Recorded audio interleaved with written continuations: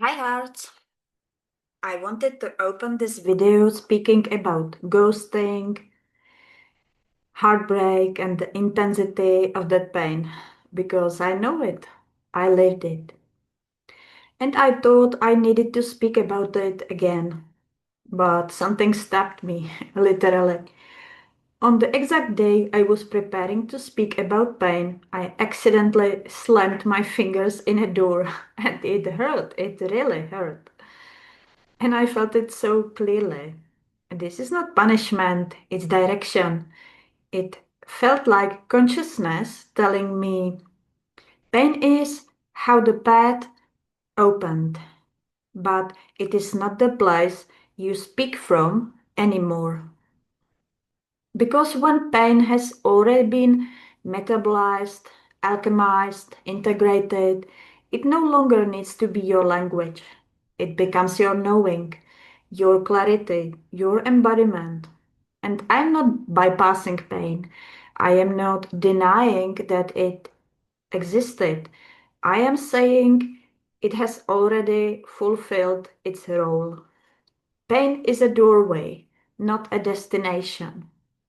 There comes a moment when we stop speaking about pain and we start speaking from the wisdom that was born through it. The pain is gone, the wisdom is not. So I will not speak from hurt. I will speak from the place that survived, the place that reordered, the place that remembers love without needing to bleed. And from that point, we begin. I have so much content, and this video will be a little bit like a Friday mix, let's say. But let me talk without any pain about ghosting because this topic mm, came naturally to me today, and I just want to point out the difference between rejection and abandonment because the core wound in ghosting is not a rejection, but it's trauma of abandonment. And I don't want to be like pity based. I want to be dignity based. I'm not a healer anymore, or I am not giving myself this label, any label. Neither I am a comforter, but I am the one who can hold love when it hurts the most without collapsing. So, my truth is what I see as the truth in people who are at high level of pain or high level of heartbreak, but they don't want pity.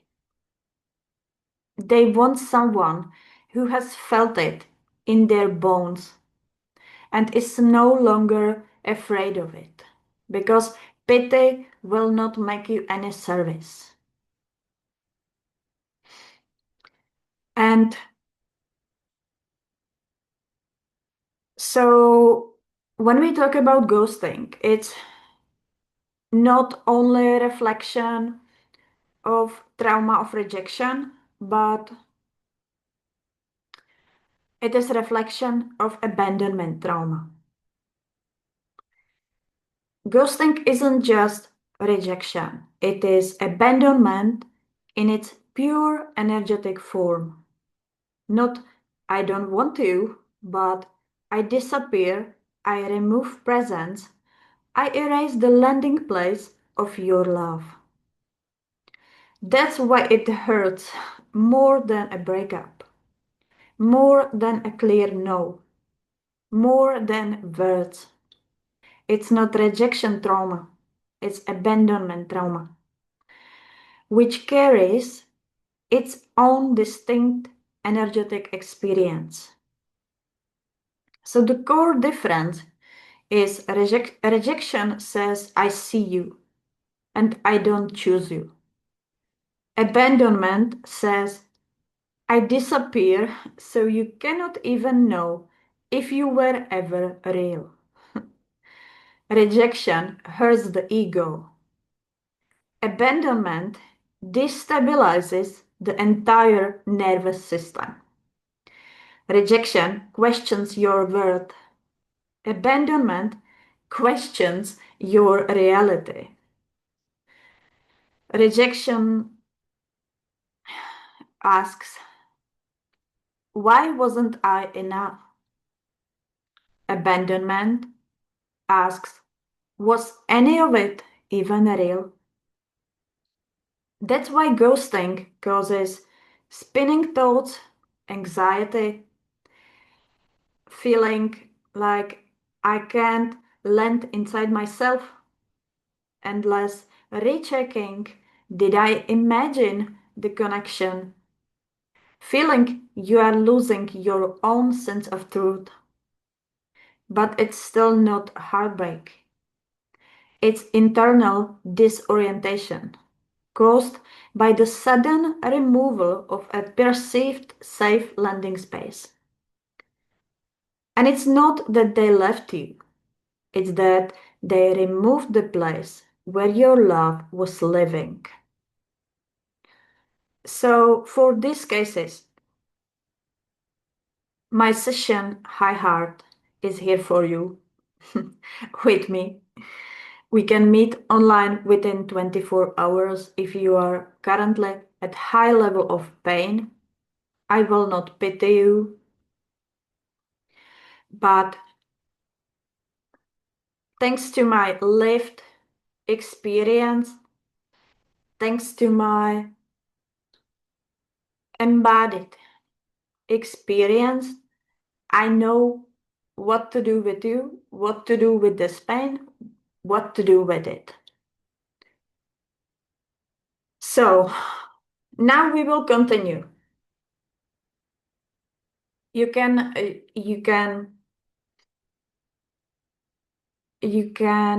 book this session simply via the link in description. Okay.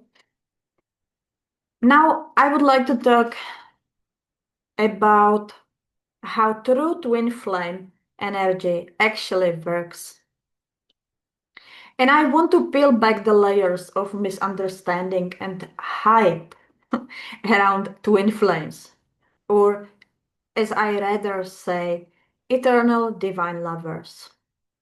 There are a lot of buzzwords, cliches, and stories floating around that make people think they understand this energy. But true connection is far simpler and far deeper than any list of signs or stages you might see online. First, let's clarify something essential. The energy of a true connection is not about drama, obsession, or constant testing. It's about alignment. Alignment within yourself, alignment with your own heart, your values, and your soul's truth. When you start working with this energy consciously, you notice your impulses without judgment. You observe your patterns without shame. We can say you stay neutral towards them. You feel the intensity, but you don't get pulled into it. True twin flame, if there is something as twin flame, best twin flames is no twin flame. So, eternal divine lovers energy shows up as a mirror, yes, a reflection of your growth and presence. It is not meant to overwhelm you or make you chase. of course. So here how it works practically. Presence over projection. Instead of projecting fantasies or unmet needs onto someone else, you bring full attention to your own energy. You notice where you are reactive, where you are contracting, where you are resisting. Second, energy alignment before connection. The energy itself can't be forced. You can't make it happen through effort, obsession, or any kind of rituals. You prepare yourself. You strengthen your core, refine your boundaries, and nurture your capacity to hold depth without losing yourself. Third, inner work is the gateway. Always was, always will be. Every reflection you experience in the other person is information about yourself. Are you patient? Are you clear? Again, with no judgment. Ask these questions with zero judgment. Am I patient? Am I clear? Am I anchored in my own presence? And use this connection as feedback for your own growth. Fourth point, non-chasing, non-forcing. The more you chase or try to control, the more the energy will resist. True connection responds to inner readiness, not external pursuit. So forget the buzzwords, the list, the dramatized tests of love, meaning if I find a white feather today, it means he or she is my twin flame. Focus on your energy, your presence, and your readiness. True connection comes when your soul core is aligned. Anyway, I offer also a private container which is called Soul Core Transformation. You might be interested in it. So true connection comes when your soul core is aligned. Everything else, the signs, the timing, the magic, is simply a reflection. So let's take a moment to step away from the noise of the outside world. Social media, advice columns, memes about love, they can all distract you from the real work. I want to focus on something quiet, essential, and transformative. Preparing yourself for a love that reflects your fullest self. I have reached this point, honestly, after 8 years of our relationship. So, preparing yourself for a love that reflects your fullest self is the essence of eternal divine lovers, a connection that is conscious, alive, and grounded in growth. It's not about perfection, performance, or ticking off signs. It's about being fully present, fully aligned, and fully yourself. Growth doesn't mean fixing what's wrong with you, because there's nothing wrong with you. It means becoming aware of your patterns, your triggers, and your desires. It means nurturing the parts of you that are already whole while gently integrating the parts that need attention. When you commit to growth, love stops being something you chase. It starts to mirror your own evolution. And clarity, yes, is the second foundation. Knowing your boundaries, understanding what you will and will not accept in a connection. And most of all, holding your truth without fear or compromise. Clarity is magnetic, not because it pushes others toward you, but because it creates space for love to arrive naturally. And that's the most beautiful quality of love. She arrives naturally if we allow. So, the most profound connections are reflections of your inner alignment, not mirrors of external validation. The more you cultivate your energy, your clarity, and your presence, the more love arrives that is real, sustainable, and nourishing. So start evolving yourself.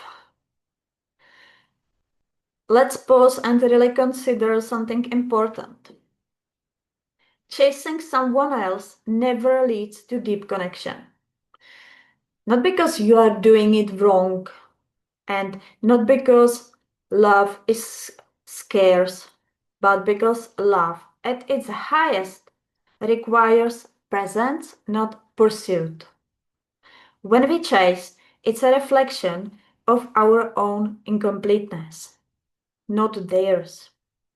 And the more you chase, the less space there is for true alignment and intimacy. So turn your attention inward. Spend time daily connecting with your heart and your energy. Ask yourself, where am I seeking reflection outside of myself? Where am I aligned? And this is not judgment, it's gentle curiosity. And grow into your fullness instead of focusing on timing, signs, or external validation. Focus on your evolution. Your growth is the magnet for love itself. Your clarity is the guide. This is the essence of soul core transformation, becoming the person who naturally holds the space for deep conscious love. Embody presence, not expectation. When you stop chasing, you create room for love to meet you fully. Practice noticing your attachments, your hopes, and then release them with awareness, not force. And invite reflection, not control. Every connection mirrors a part of your own journey. Notice what arises in your heart and energy. Let it guide your growth. The other person is not the work. Other person is never the work. Your alignment is. So we are stepping into a concept that often sounds mystical but is profoundly practical, divine union. Many people imagine it as some perfect, flawless pairing, but in reality, it's about alignment, wholeness, and the meeting of energies, not perfection. Divine union is the integration of your masculine and feminine energies within yourself and in connection with another. It's the balance of presence, creativity, clarity, and flow. It's about holding your own power while being tender and receptive and seeing the same reflected in the person you connect with. Here's what it looks like practically. First, it's all about integration of masculine and feminine energies. Masculine brings structure, focus, clarity, boundaries, direction. We are talking about the masculine energy. Feminine energy brings flow, intuition, softness, creativity, receptivity. Divine union is not about one person being masculine and the other feminine. It's about both energies being alive and balanced in each person and interacting consciously. In divine union, your partner mirrors your inner state. Calm, clarity, and groundedness are reflected back, creating a feedback loop of growth and support.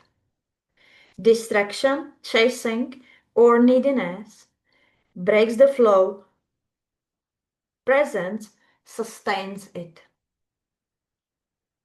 Divine union isn't static, it's a dynamic, living energy.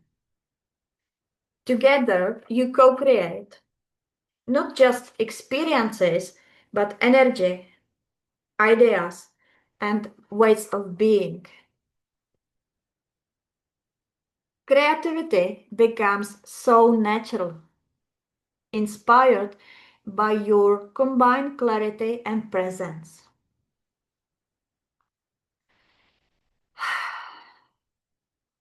You feel seen and whole within yourself first, not dependent on the other. Conflict is minimal because differences are met with understanding, curiosity, and love.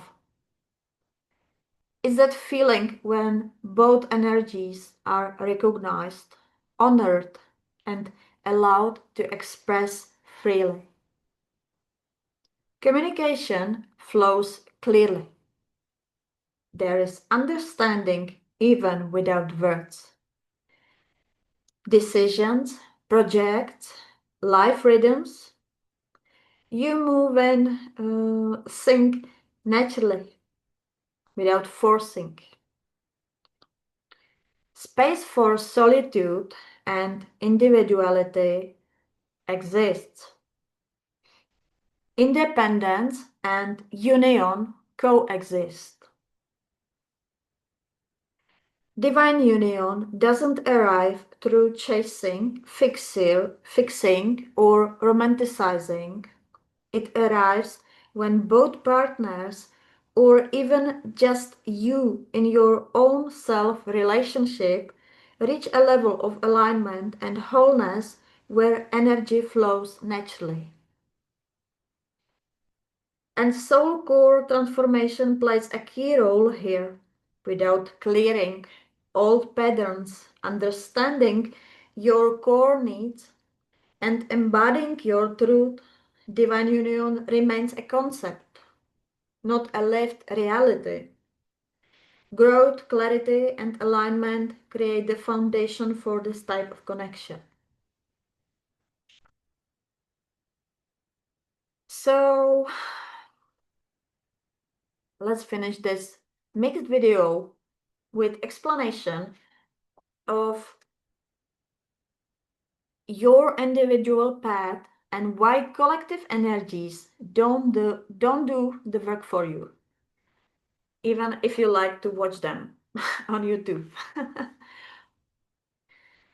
There is something I want to say clearly.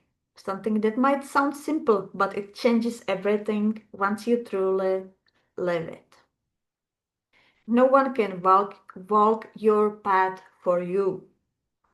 Not the collective, not a planetary shift, not someone else's energy. Divine union begins with you, with your willingness to meet yourself fully, not to wait for energy waves or predictions to deliver what only your own growth can create. There is a lot of talk right now about collective upgrades, timelines, the rise of the divine feminine. Union energies are coming. Yes, those things exist. Energy is real, frequency is real, but collective energy is only potential. It's like the weather, it sets the climate, but you still have to step outside and live your day. You can't outsource your transformation to the collective. You can't wait for the shift to carry you into love. Because if your inner system, your soul core, is not aligned, if your patterns and energy are still unintegrated, no collective wave will do the work for you. So it's the process of coming back to your individual truth, of clearing everything that is borrowed beliefs, borrowed fears, borrowed timelines, and standing once again in the center of your own energy. That's where real transformation happens. And that's where divine union begins. Not in the external timing, but in the inner readiness. So stop waiting for signs, synchronicities, and readings to confirm your path. Start listening to your own guidance. Your intuition becomes louder than the noise of trends. Stop chasing external confirmation that union is coming. Start becoming the frequency of union yourself. And this is not isolation, it's integrity. It's the point where your individuality merges with your divinity, where you no longer need proof that you are aligned because you feel it, you hold it. So that would be all for today, and I'll see you next time. Bye bye.